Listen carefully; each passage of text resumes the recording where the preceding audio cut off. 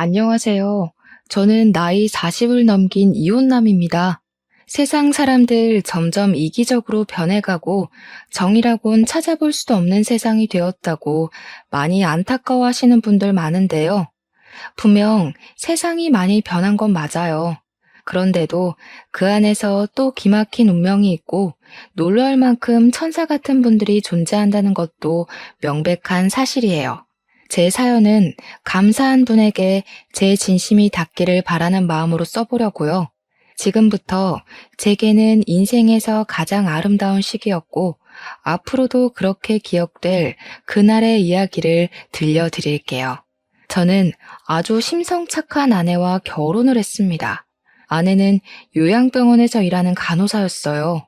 간호사인 아내가 어르신들을 대하는 모습이 너무 천사 같아서 한눈에 시선을 빼앗겼었습니다. 당시 아내가 일하는 요양병원에 아빠가 입원해서 아내를 만나게 되었거든요. 그때 아빠는 간질환 문제로 집에서 관리가 어려워 전문 요양병원으로 입원한 것이었어요. 우리 아빠를 아내가 담당했는데 역시 전문가라 그런지 환자를 대하는 솜씨가 유려하고 센스 있더라고요. 게다가 아내는 목소리도 엄청 여리게 보였어요. 저 살면서 그렇게 심성 예쁘고 말씨 곱상한 여자는 처음 봤습니다. 솔직히 첫눈에 반했다고 해도 과언이 아니었네요. 운명인 여자를 보면 아, 저 사람이다 라는 촉이 온다던데 제가 그걸 아내를 보고서 제대로 느꼈습니다. 이대로 아내를 놓치게 된다면 평생 후회를 할 것 같았어요. 그래서 제가 먼저 연락처를 물었습니다. 감사하게도 아내는 저의 관심을 반겨주었어요. 그 뒤로 저희는 연인이 되었는데 당연히 제가 더 많이 좋아했다 보니까 아내를 귀찮게 할 정도로 잘해줬어요. 이것도 해주고 싶고 저것도 해주고 싶은 마음이 제 일상까지 송두리째 흔들어 버릴 만큼이었죠. 근데 그게 행복했습니다.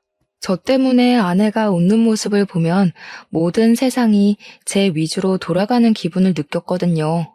겨우 2개월 만났을 뿐인데 저는 평생 아내와 같은 곳을 바라보고 싶었고 평생 아내를 즐겁게 해주고 싶다는 생각이 들었어요. 일은 판단이라는 거 알지만 제가 감정을 참지 못해 아내에게 청혼을 해버렸어요. 아내는 저보다 5살이 어린 여자였는데 저와 달리 당시 20대였거든요. 결혼 정년기보다는 빠른 시기라서 당연히 거절당할 거 알고 청혼을 했었어요. 그런데 놀랍게도 아내가 제 청혼을 받아주더라고요. 그것도 흔쾌히 말이지요. 아내의 쉬운 결정에 오히려 제가 당황하여 아내한테 억지로 청혼 받아주지 않아도 괜찮다고 했어요. 그랬더니 아내가 해주는 말이 정말 예뻤습니다. 우리 같은 생각하는 거 아니었어? 오빠 마음이 곧 내 마음이야. 나도 오빠랑 더 일찍 많은 시간을 같이 보내고 싶어.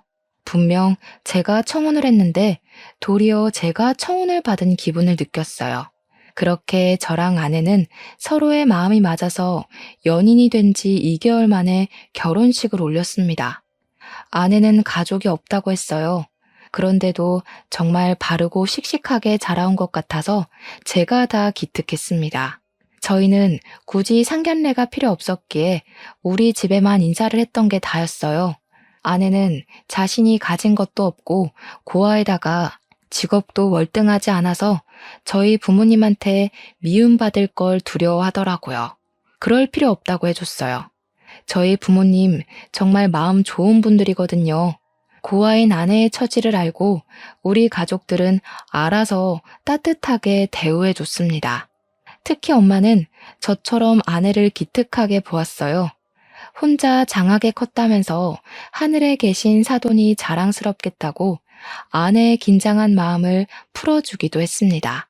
아내는 다행히도 저희 가족의 관심을 매 순간 감동하며 우리에게 더 잘했어요. 무엇보다 기뻐하긴 아빠가 제일 기뻐했죠. 아내와 아빠는 간호사 대 환자로 더 친하게 지냈습니다. 아내도 일을 하면서 시부 모시는 마음으로 입원 중인 아빠를 세심하게 보필해 주었어요. 아내는 마치 원래 우리 식구였던 것처럼 잘 어울렸습니다. 엄마는 저녁마다 우리를 꼭 불러서 아내를 밥 한 끼 든든하게 먹인 후에 배웅해주고 그랬어요. 아내가 저희 집안 식구가 되자 집안에 햇살이 든 것처럼 행복에 겨운 날들이 늘어갔는데요. 어느 날이었어요. 아무리 가정이 화목하더라도 아빠의 병환이 이유 없이 회복될 순 없잖아요. 아빠는 갈수록 건강이 안 좋아졌어요. 간 공여자가 쉽게 나타나지 않아서 아빠의 수술은 계속 미뤄지고만 있던 상황이었습니다. 그런데 저희가 너무 단기간에 사이가 가까워져서 그런가 어느 날 아내가 파격적인 제안을 해왔는데요. 아빠 병실로 우리 식구를 전부 모아놓고 얘기를 해주더라고요. 제가 아버님께 간 이식을 해드리고 싶어요. 아버님 더 늦으면 정말 고비일 수 있거든요. 제가 간 이식하는 거 허락해달라고 불렀어요. 아내의 제안을 듣고 깜짝 놀란 엄마와 저는 당황해서 서로 대답을 눈치 보고 있었어요. 그러다 엄마가 나서서 아내에게 그럴 필요 없다고 거절을 하였습니다. 하지만 아내도 엄마가 거절을 할 것 같았는지 이미 조직 검사까지 다 받았다고 고백하더라고요. 안 된다. 우리가 어떻게 남의 집 귀한 딸내미한테 그런 짓을 하겠어. 그건 내가 나중에 사돈 얼굴 볼 낯이 없을 것 같아. 다른 방법이 분명 있을 거다. 꼭 알맞은 공여자가 나타날 거야. 그 알맞은 공여자가 저예요. 저라고 생각해 주세요, 어머님. 아버님부터 살리고 봐야죠. 전 정말 괜찮습니다. 다른 건 생각하지 마시고 지금은 아버님 살리겠다는 생각만 해주세요. 아내는 아빠를 꼭 살리고 싶어 했습니다. 그건 우리 가족 다 마찬가지였어요. 그래서 저랑 엄마는 아내가 강력하게 주장하는 것에 끈질기게 반대를 못했습니다. 아내를 만나기 전까지 저희 집안이 지옥 같긴 했었거든요. 아빠를 위해서 저랑 엄마 둘 다 조직 검사를 했는데 불일치가 나오는 바람에 하루하루 공여자가 나타나기만을 기다리면서 괴로운 시간을 보내고 있었단 말이죠. 그런데 우리 집안 숨통을 트이게 해주겠다고 아내란 은인이 나타나 제안했어요.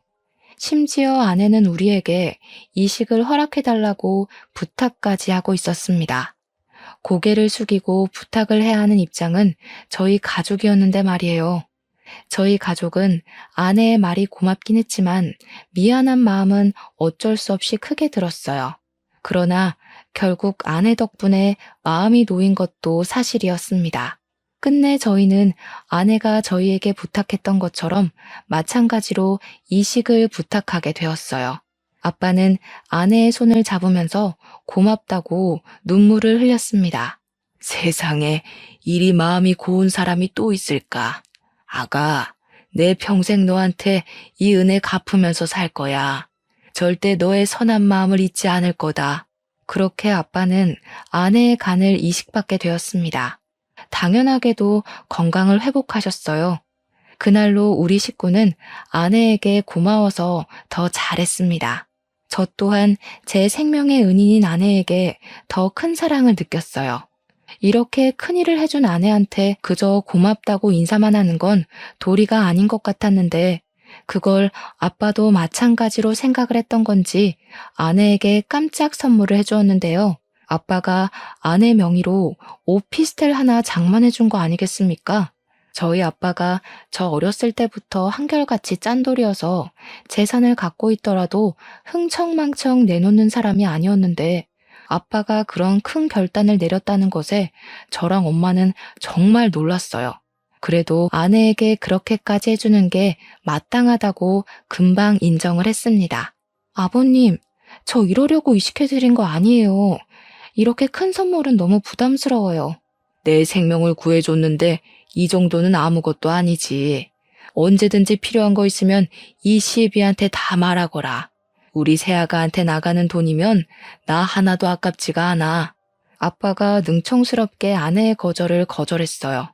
아내는 아빠의 고집을 꺾지 못해 어쩔 수 없이 오피스텔을 받았는데 표정에서 미안한 기색이 한가득이었습니다. 저희는 그런 아내가 마음 편히 먹었으면 해서 생명의 대가로 그만한 값어치를 받는 건 충분하다고 다독여 주었어요.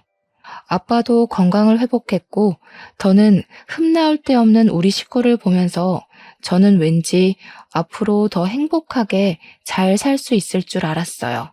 그런데 당황스럽게도 아빠 이식을 무사히 마친 후 사랑만 가득했던 저희 집안이 차츰 변하기 시작했습니다.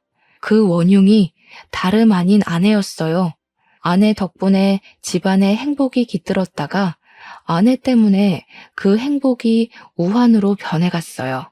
아빠한테 간 이식을 해준 아내는 건강 회복 때문에 일을 쉬더니 저한테 별다른 말도 없이 갑자기 일을 그만둬 버렸어요.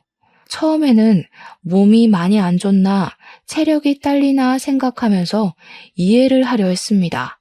그런데 아내가 집에서 인스턴트를 폭풍으로 먹는 걸 보곤 이제 몸이 괜찮아 보이는데도 복직을 안 해서 좀 걱정되었어요. 돈을 안 벌어서 걱정이라는 게 아니라 어딘가 모르게 사람이 변한 것 같아서 걱정이 되었습니다. 좋게 말하면 그간 고아로 고군분투 살면서 한 번도 쉬지 않았던 몸을 이제야 왕창 쉬는구나 라고 볼 수 있겠는데 나쁘게 말하면 그냥 놀고 먹는 백수꼴로 보였어요. 하지만 무어라 터치하지 않고 이해해줬습니다. 아내가 그간 열심히 살았으니까 결혼하고 가족이란 울타리가 생겨서 안정감이 들어 쉬고 싶겠지 라고 합리화했어요. 근데 저도 사람인지라 한 번씩 아내의 행동에 화가 날 때도 있었는데요. 여보, 많이 바빠? 나 라면 좀 끓여주면 안 돼? 라면 하나 먹고 자면 기분 좋게 잘 수 있을 것 같은데. 나 바쁘잖아. 지금 출근 준비 중이야. 라면 정도는 당신이 해먹을 수 있으면서. 아, 해줘. 나 지금 네일 발라놔서 손을 못 움직여서 그래. 새벽 내내 영화 본다고 아무것도 못 먹었더니 배고프단 말이야.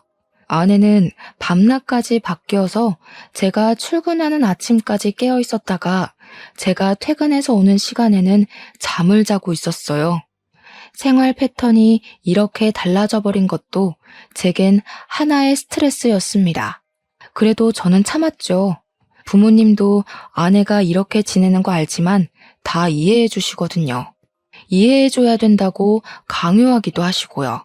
아내가 저렇게 부탁할 때면 저는 결국 미루고 미루다 끝내 아내에게 라면 하나 끓여주고 출근을 했습니다.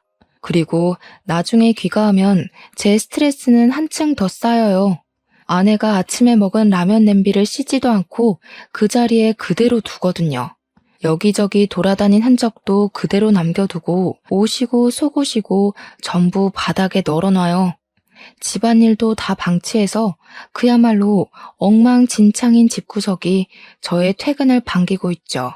갈수록 강도가 심해지는 아내의 태도에 정말 턱끝까지 할 말이 차올랐지만 우리 집안의 은인인 아내랑 싸우고 싶지 않았습니다. 아빠 간이식을 해줄 때만 해도 제가 아내를 향해 속으로 다짐했었거든요. 아내가 실수로 사람을 죽였다고 하더라도 그거 내가 다 감싸주겠다고 말이죠. 그만큼 아내에게 고마워서 아내가 뭘 하든 다 보듬어줄 작정이었다는 겁니다. 그래서 아내가 실망스러운 모습을 보일 때마다 그때의 다짐을 수천 번 되뇌며 저 혼자 바깥일, 집안일을 다 하며 지냈어요. 내 아내가 잠깐 방황하고 있는 거라고, 다시 천사 같던 이전의 모습으로 돌아올 거라고 믿으면서 말이에요. 아내는 아빠한테 받은 오피스텔에 세를 주고 있었어요. 그래도 그나마 그건 관리를 잘하는 것 같았습니다. 유일하게 그 오피스텔 관리만이 아내를 움직이게 했어요. 입주민이 민원을 넣으면 해결해 주려고 외출을 했거든요. 그때만이 그나마 멀쩡한 사람이 되는 아내에게 저는 차비하라고 용돈 2, 3만 원씩 쥐어주기도 했어요. 그거라도 열심히 해야지. 안 그럼 아내가 완전히 망가질 것 같았거든요. 그러나 조금이라도 아내가 나아지길 바랬던 저의 바램은 끝내 산산조각이 나고 많은 일이 생겼는데요. 어느 날 엄마한테 전화 오길래 받았더니 엄마가 당황스러운 소리를 하시더라고요. 며느리가 갑자기 전화 와서는 차 한 대만 해달라고 그랬다니까. 그걸 아빠가 해줬어. 경차는 또 창피해서 싫다고 기어코 세단 하나 뽑았다. 돈이 얼마나 들은 줄 아니? 너네 아빠도 그만한 차는 타본 적이 없는데 내가 어디 말할 데도 없고 그건 좀 그렇더라. 뭐라고요? 아내가 차를 뽑아달라 했다뇨. 저한테는 그런 말 없었는데요. 그럼 아내가 지금 차를 갖고 있다는 말이에요? 그래, 한 일주일 됐나? 어쩐지 네가 말이 없어서 전화해봤더니 모르고 있었구나. 나는 설마 너도 허락한 사실인가 싶어서 더 말 못하고 있었잖아. 그럴 리가요. 저도 처음 듣는 사실이라 당황스럽네요. 아니, 근데 아빠는 그걸 왜 해줬대요? 아빠도 아내가 일 안 다니는 거 아시잖아요. 왜 해줬겠니? 그놈의 은인이니까 그렇지 뭐. 네 아빠가 예전에 그런 말 했잖아. 며느리가 부탁하는 거면 다 들어주겠다고. 당연히 생명을 구해준 사람인데 그런 마음 들겠지. 그런데 며느리가 어딘가 모르게 달라진 것 같아서 그래. 원래 이런 거 무턱대고 바라는 애 아니지 않았어?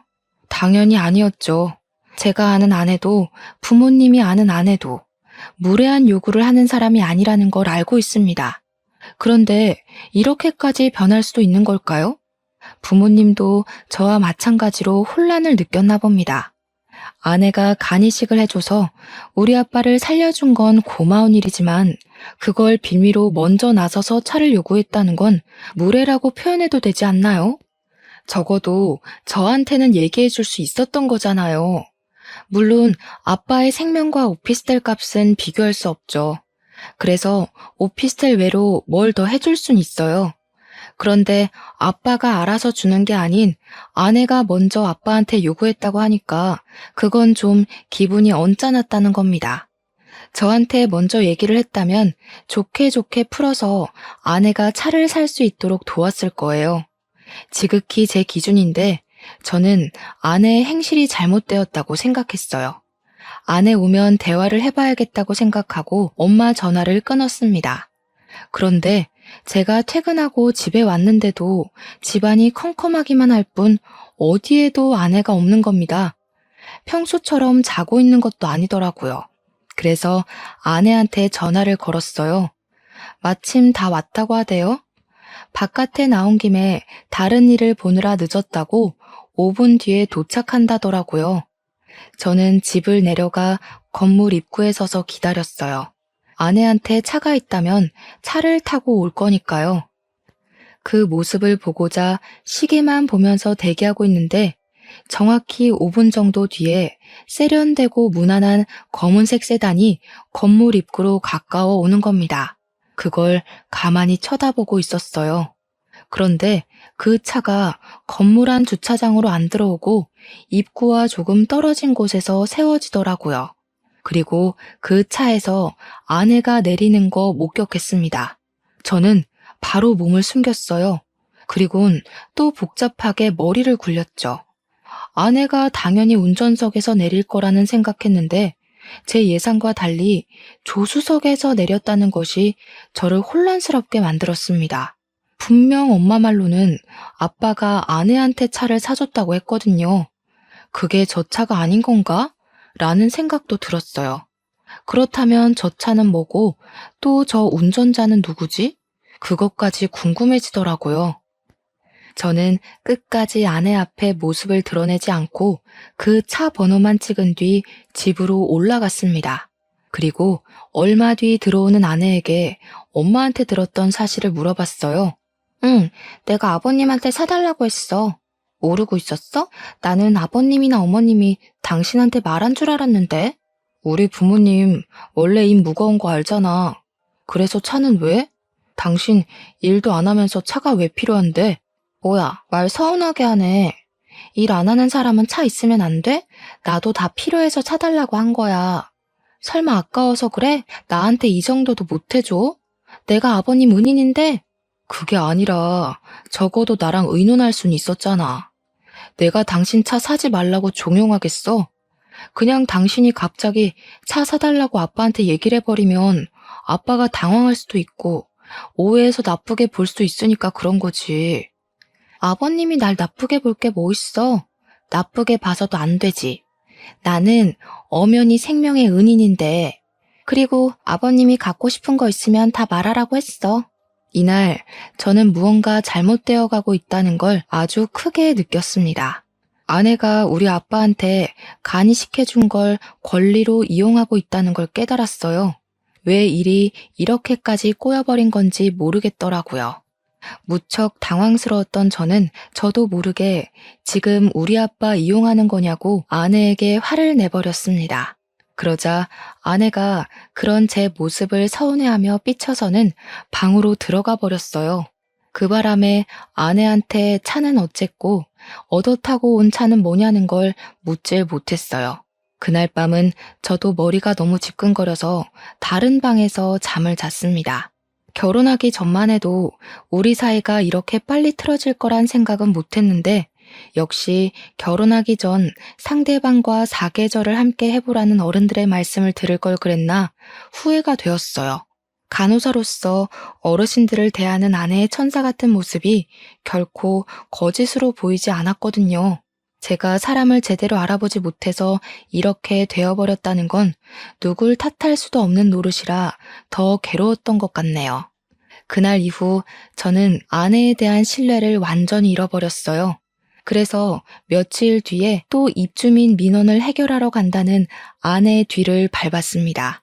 일부러 회사의 연차도 양해를 구하고 당일에 급하게 냈죠.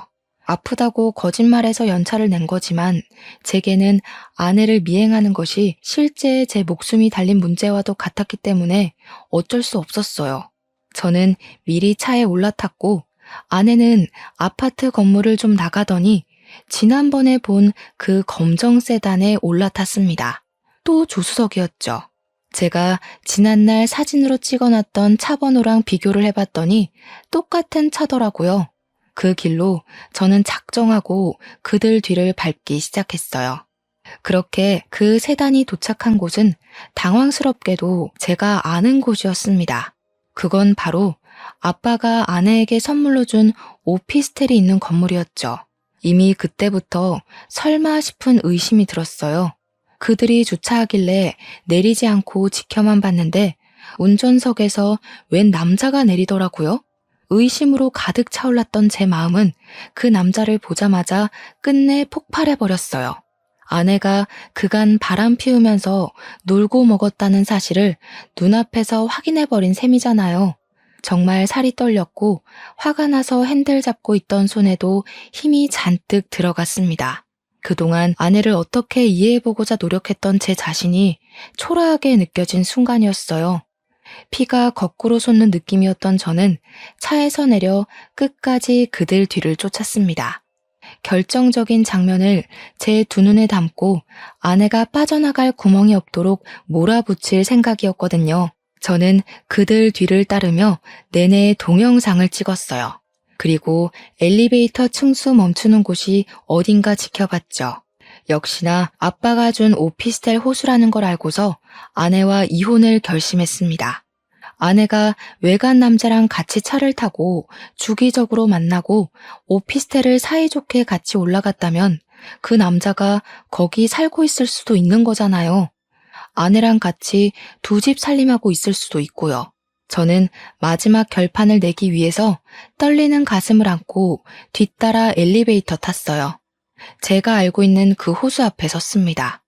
모든 걸 끝낼 마음을 먹었더니 그간 짧았던 결혼 생활이 필름처럼 지나가서 속상했어요. 그래서 저를 이렇게 만든 아내를 더 용서할 수 없었습니다. 망설임을 관두고 바로 초인종 눌렀어요. 그런데 안에서 반응이 없더라고요. 혹시나 인터폰으로 확인이라도 할까봐 저는 일부러 인터폰 안 보이는 곳에 서 있었습니다.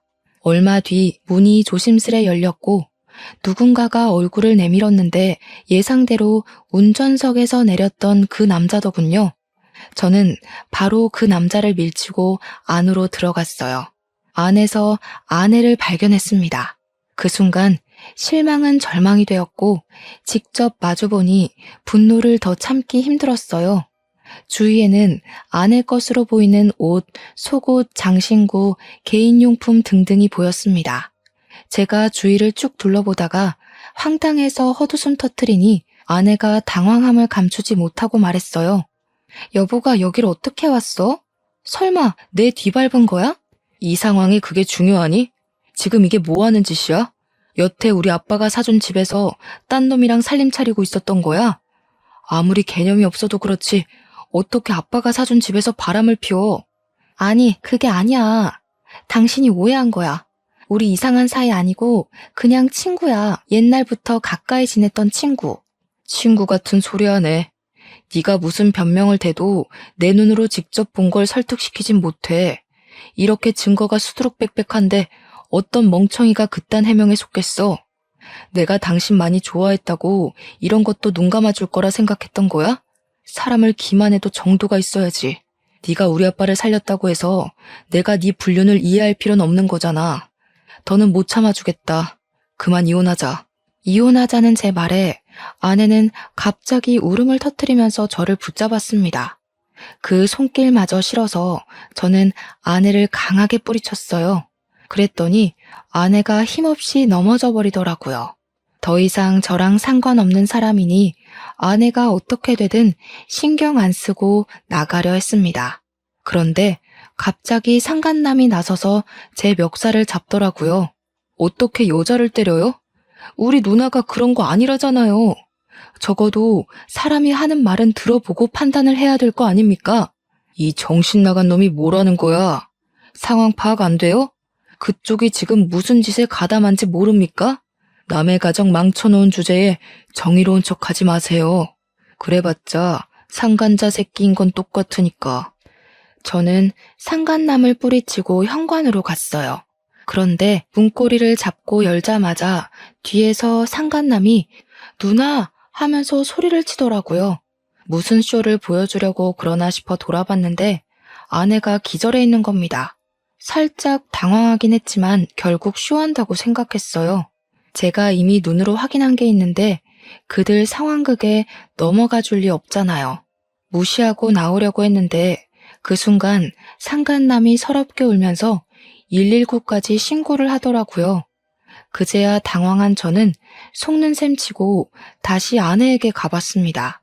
제대로 확인한 아내는 정말 의식 없는 모습이었어요. 코피까지 흐르고 있더라고요. 깜짝 놀라서 얼른 아내를 끌어안았어요. 정신 차려보라고 흔들었는데도 아내는 마치 죽은 사람처럼 늘어져 있었고 감은 눈 사이로 흰자만 보였습니다. 상간남이 신고한 119가 뒤늦게 도착하고 저는 보호자 자격으로 급히 구급차를 같이 올라탔어요. 그런데 상간남도 따라오더라고요. 아무리 급박한 상황이라도 저는 눈물까진 안 흘렸는데 상간남 혼자 구급차 떠나가라 울면서 아내 손을 꼭 잡고 있는 겁니다.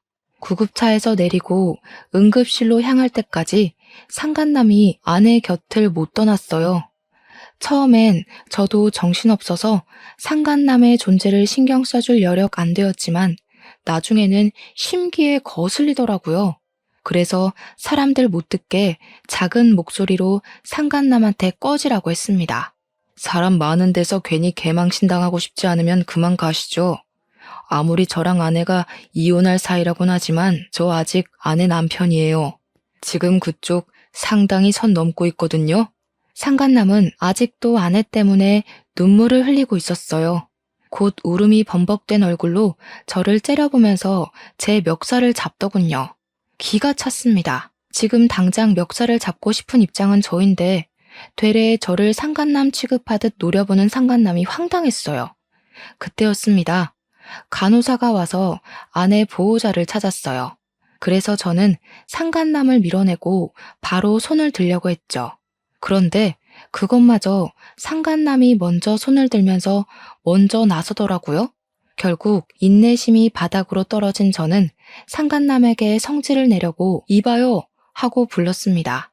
그런데 그 순간 상간남이 간호사한테 자기를 소개하는 말 때문에 당황해서 말문이 막혀버렸어요. 가족분이세요?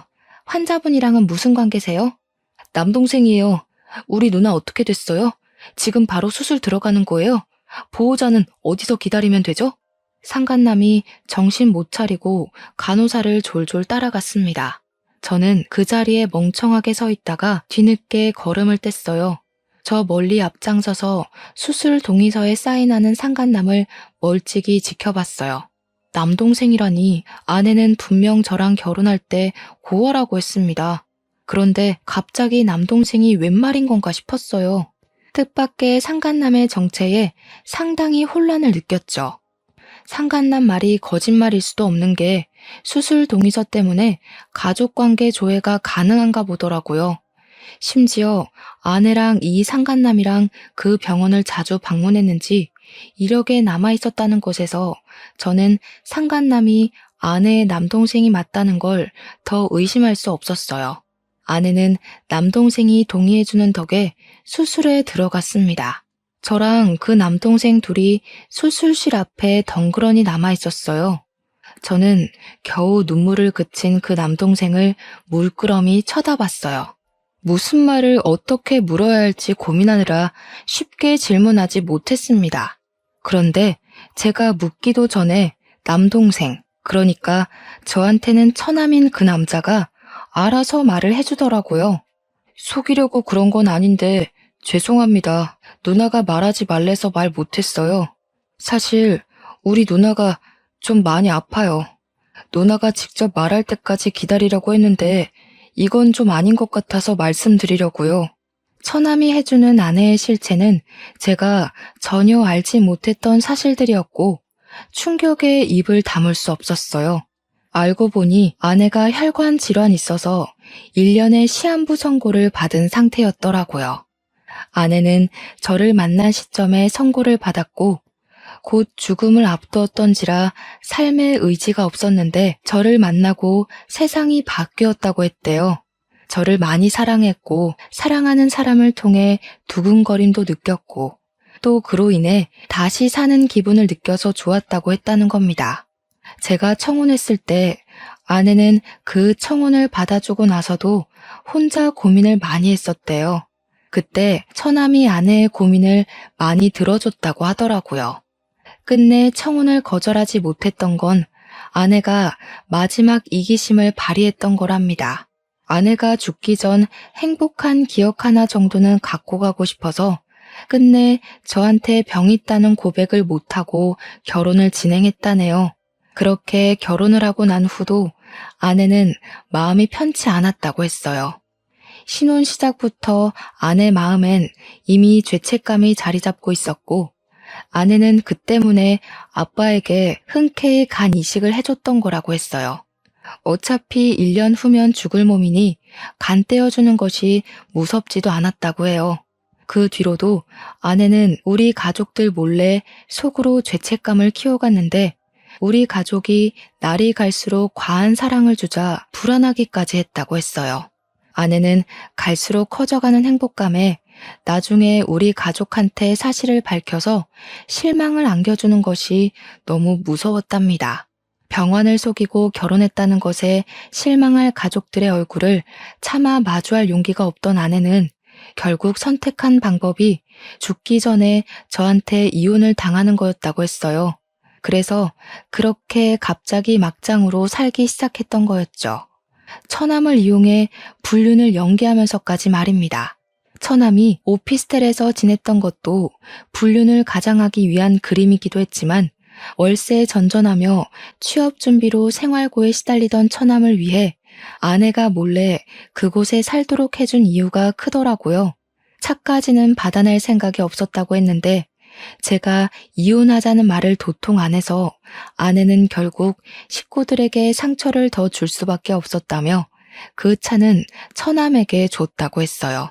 아내는 진짜 차를 탈 생각은 없었고 식구들에게 인정머리 없는 모습을 보여주려고 했던 건데 저희 아빠가 아내한테 진짜 차를 사줘서 아내가 좀 당황했다고 하더라고요. 차 명의는 처남한테 돌리지 않고 아내 앞으로 되어 있다네요. 어차피 아내가 죽으면 다 저한테 돌아갈 재산이니 일부러 처남 앞으로 돌린 명의는 없다고 했어요. 그 사이 다행히도 처남은 편하게 공부해서 편하게 취업했다고 하는 겁니다. 처남에게 모든 사실을 들은 저는 그대로 주저앉아 버렸어요. 믿기 힘든 사실이 전부 진실이라서 숨이 턱 막히는 기분이었어요. 그런 줄도 모르고 아내를 밀쳐서 다치게 한 것이 너무 마음에 걸렸습니다. 너무 미안했어요. 수술을 무사히 끝내고 나온 아내는 다행히도 한 고비를 넘겼다고 했습니다. 한참 호흡기에 의지해 잠을 자고 있다가 뒤늦게 의식을 찾았어요. 아내 손만 잡고 깨어나길 기다리고 있었던 저는 벌떡 일어나 아내를 살폈어요. 그리고 서름이 북받쳐 올라서 아내에게 목청을 높여버렸습니다. 대체 왜 그랬어? 그냥 솔직하게 말하지. 내가 당신 병 있다고 하면 미워할 거라 생각했어. 어떻게 사람을 이렇게까지 바보로 만들어? 미안해. 내가 사실대로 말해줘도 당신이 나를 미워하지 않을 거란 거 알아. 그래서 더 고지곳대로 말 못하겠더라고. 당신이 나를 끝까지 좋아해 줄 걸 아니까. 당신만 두고 가야 할 때 내가 너무 무서울 것 같았어. 나 때문에 당신 마음이 많이 괴로울 테니까. 난 당신한테 짐이 되고 싶지 않아. 내가 아무것도 모르는 게 더 괴로운 일이야. 처남이 나한테 끝까지 비밀로 할 거란 건 믿었어? 내가 언젠간 알게 될 거라고 생각 안 했어.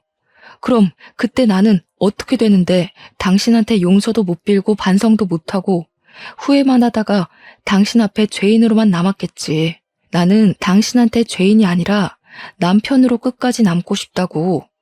제 원망에 아내는 눈물을 흘리면서 웃었습니다. 이미 저 덕분에 충분히 행복했다고, 단 한 번도 죄인이라 생각해 본 적 없고 눈 감는 그 순간까지 남편이라 생각하려 했다고 하더라고요. 내가 남편 하나는 정말 잘 만났다. 살면서 가장 행복했던 것 같아. 당신 덕분이야. 행복하게 해줘서 고마워. 작별 인사하듯 말하지 마. 나 당신 보낸다고 한 적 없어. 몸이 많이 안 좋은 거야? 요즘은 시한부 선고 그거 믿을 거 못 돼. 시한부 받고도 훨씬 더 오래 사는 사람들 얼마나 많은데. 옆에서 처남이 대신 말해주길 돈이 없어서 치료할 시기를 놓치는 바람에 몸이 더 망가졌다는 얘기를 했어요. 그것마저 제 탓 같아서 너무 후회스럽더라고요. 제가 아내를 더 빨리 알았다면 아내가 이렇게 병환으로 고생하지 않아도 되었을 텐데. 이미 늦었다는 거 알지만 그래도 저는 최선을 다해보고 싶었습니다. 그래서 그날 이후 아내 병간호를 꼬박꼬박하며 아내 병환에 대해 빠삭하게 공부를 했어요. 그 사이 어쩔 수 없이 이 사정을 우리 식구까지 다 알게 되었습니다. 엄마는 어느 순간부터 아내를 좀 안 좋게 생각하고 있었는데 저한테 모든 사실을 설명 듣고 나서 제일 많이 눈물을 흘리셨어요. 부모님 두 분은 병원까지 직접 찾아와서 아내를 딸처럼 보필하고 챙겨주었습니다. 저랑 처남이랑 같이 아내를 책임져 주셨죠. 당연히 병원비는 저희 부모님이 부담을 해주셨고요. 그걸로 처남이 감사하다고 저희 부모님과 저에게 고개를 숙이는데 부모님이 아들 하나 더 있는 것처럼 처남을 안아주면서 고생 많았다고 다독여줬어요. 그러자 처남이 아내가 쓰러졌을 때처럼 눈물을 뚝뚝 흘리더라고요. 아휴, 이 가여운 남매가 어디 또 있을까. 얼마나 고생이 많았어. 그래도 둘이 의지하면서 참 잘 컸다. 남동생이 든든하게 누나 지켜주고 있었으니 누나도 이만큼이나 잘 버텨온 거야. 앞으론 우리가 도와줄 테니까 마음 단단히 먹어요. 그래야 누나가 더 힘내서 치료받지. 고맙습니다. 저희 누나 대신 평생 은혜 갚으면서 살게요. 정말 고맙습니다. 끊어질 뻔했던 가족 간의 인연은 더욱 끈끈해져서 보기 좋은 모습을 띄었어요. 처남도 우리 가족 덕분에 긍정적인 기운을 많이 받았고 하는 일 방해받지 않고서 열심히 근무도 했습니다. 아내도 저와 부모님의 설득에 못 이겨 치료를 받아보겠다고 했어요. 제가 여기저기 수소문해도 아내의 상태는 더 이상 가망 없다는 말만 들었으나 치료를 해볼 순 있다고 해서 포기하지 않았습니다. 저희는 일부러 병실에 달력을 걸지 않았어요. 아내가 날짜를 모르도록 하고 싶었거든요. 실제 아내는 오늘이 무슨 요일인지 한 해가 끝나기까지 얼마나 남았는지를 모르고 생활하였습니다. 외출이 가능해서 저랑 데이트도 종종 했고 처남을 데리고 가까운 곳으로 가족여행도 다녔어요. 아내는 갈수록 웃는 날이 늘어갔고 얼굴에 혈색이 도는 것이 꼭 건강을 되찾은 사람처럼 보였어요. 그럴 때면 말이 안 된다는 거 알지만 아내의 병환이 완치가 된 게 아닌가 하는 희망을 품었습니다. 그러나 아내가 예고 없이 기절을 하는 건 막을 수 없었고 한 번 쓰러지면 의식을 찾기까지 걸리는 일자가 점점 늘어나는 것도 아내의 상태를 자각하게 만들었어요. 저는 주로 아내 곁에서 취침을 했지만 생필품 때문에 한 번씩 집에 들르곤 했는데 그때마다 죽도록 참았던 눈물을 쏟았어요. 아내 앞에서는 희망을 주고 미래를 계획하면서 평생 함께 할 수 있다고 약속을 해줬지만 저는 알고 있거든요. 아내 몸 상태가 얼마나 악화되어 가고 있는지 말이에요. 아내를 떠나보낼 준비가 도통 안 되는데 선고받은 시간은 점점 다가오고 날짜를 알고 있는 저희만 갈수록 표정 관리가 어려웠습니다.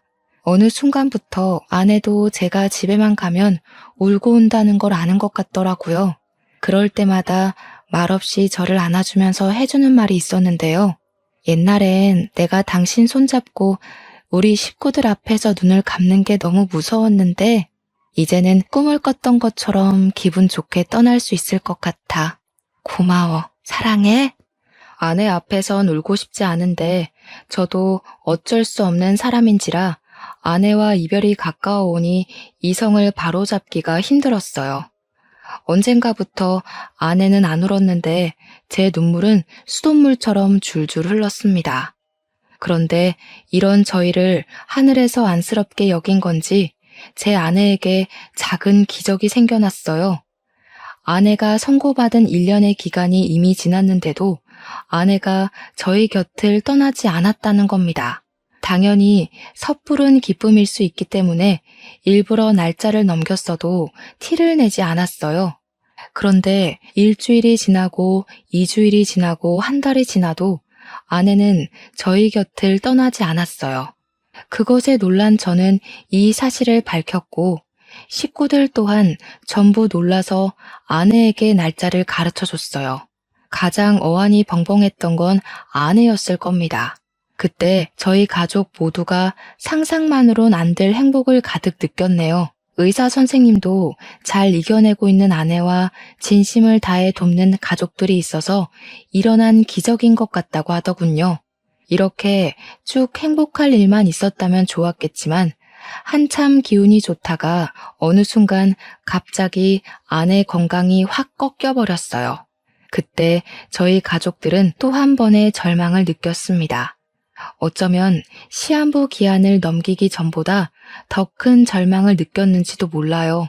저희는 다시 으쌰으쌰 힘을 내려 했으나 이젠 정말 마지막이 다가오는구나를 느꼈을 정도로 아내는 큰 병마와 싸웠어요. 그렇게 아내는 1년 시한부 선고를 받고 1년을 더 산 뒤에 결국 눈을 감고 말았습니다. 아내는 자신에게 시간이 얼마 남지 않았다는 걸 느꼈는지 눈을 감기 10분 전쯤에 우리 식구들한테 기운내서 작별 인사를 했어요. 좋은 기억 만들어줘서 고맙습니다. 다들 저한테 은인이에요. 제 동생한테도 좋은 가족이 되어준 거 정말 감사해요. 꼭 잊지 않을게요.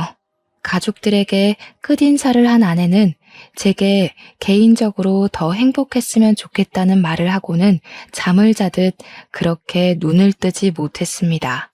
우리 식구는 그 자리를 한동안 뜨지 못하고 정말 많이 오열했어요. 사람이 숨을 거두고 나면 인체 중 청력 기능이 가장 늦게 죽는다고 하더라고요. 저는 끝까지 아내의 손을 잡고 울면서 사랑한다는 말을 많이 해줬네요. 그 뒤로 저는 공허한 시간을 보냈어요. 아내 앞으로 된 사망보험금이 전부 제게로 왔고 아내가 아빠한테 받았던 재산도 전부 저한테 상속되었습니다. 아내는 정말 저희 가족한테서 조금도 욕심낸 것이 없었고 가져간 거라곤 저희들과 함께한 추억밖에 없었죠. 첫인상부터 천사로 보였던 아내는 끝까지 천사가 맞았네요. 제게 곁에 잠깐 머물다간 하늘의 소유물이었다고 위안을 삼고 있습니다. 잠깐이었다고 하더라도 저는 아내를 절대 잊지 못할 겁니다. 아내에 대한 그리움이 너무 강해서 재혼 생각은 전혀 안 하고 있어요. 아, 그리고 아내랑 헤어졌다고 해서 홀로 남은 처남과 남처럼 지내고 싶진 않았어요. 가족이 되어주고 싶어서 처남을 근근히 챙기고 있습니다. 저희 집에 2주에 한 번은 와서 같이 밥을 먹곤 해요. 원래 아내 것이었던 오피스텔이랑 차는 제가 처남 명의로 돌려주었어요. 아픈 아내를 보필하면서 홀로 마음고생 많았을 처남이 앞으로는 돈 때문에 소중한 걸 잃지 않고 잘 살았으면 싶었거든요. 심지어 아빠는 아내에게 갚을 평생 은혜를 처남에게 대신 갚아줄 생각인가 보더라고요. 아내한테 그랬던 것처럼 처남에게도 뭐 필요하면 언제든지 말하라면서 든든한 부모가 되어주셨어요. 저희가 여전히 끈끈하게 살고 있다는 걸 아내가 보고 좋아해줬으면 좋겠네요. 아마 아내의 심성이라면 분명 저희 가족의 행복을 더 빌면서 앞길이 순탄하도록 보좌해주지 않을까 싶어요. 언젠가 다시 만나게 될 아내를 생각하면서 이만큼 사연을 써보았습니다. 이 글을 아마 아내에 관한 저의 마지막 기록이 될 것 같네요. 들어주시는 청취자분들이 계셨기에 제게 이렇게 아내의 기억을 또 한 번 떠올려 봅니다. 너무 감사하고요. 부디 다들 건강하게 오래오래 행복하셨으면 좋겠어요. 고맙습니다.